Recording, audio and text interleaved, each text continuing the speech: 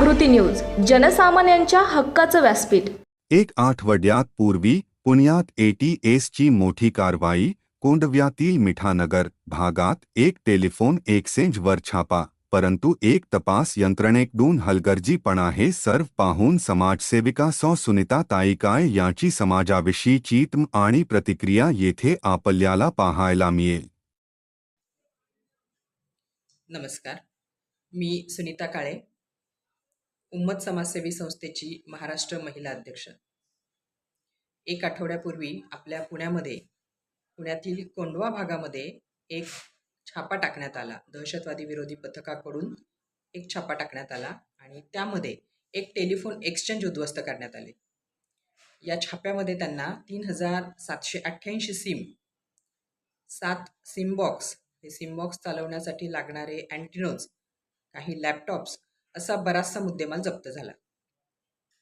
या छाप्यातून हे लक्षात येते की खूप मोठ्या प्रमाणावर दहशतवादी कारवाई गणेशोत्सवाच्या पार्श्वभूमीवर होण्याची शक्यता वर्तवली जात आहे।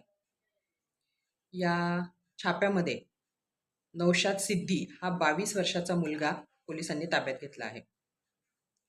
या घटनेला एक आठवडा उलटून देखील अजूनही फक्त कसून चौकशी चालू आहे हेच उत्तर यंत्रणेकडून मिळत आहे।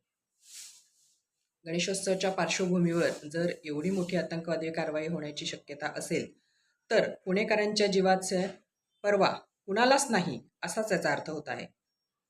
कोंडवा आणि बालाजीनगर या परिसरामध्ये नेहमीच अशा आतंकवादी कारवाया उघडकीस आलेल्या आहेत आणि जर दहशतवादी विरोधी पथक, पुणे पोलीस आणि बाकीच्या यंत्रणा यांच्याकडून सबळ काही पुरावा मिळण्यावाचून जर ही कारवाई होणार नसेल तर माननीय मुख्यमंत्री साहेबांना मी माझ्याकडून एक विनंती करू इच्छिते की पुणेकरांच्या जीवाचा हा धोका टाळण्यासाठी मुख्यमंत्री साहेबांनी स्वतः जातीने या गोष्टीकडे लक्ष द्यावे।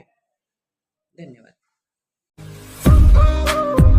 महाराष्ट्रातील ताज्या बातम्या पाहण्यासाठी आमच्या उम्मत जागृती न्यूज चॅनलला यूट्यूबवर सबस्क्राईब करा आणि बेल आयकॉन प्रेस करा।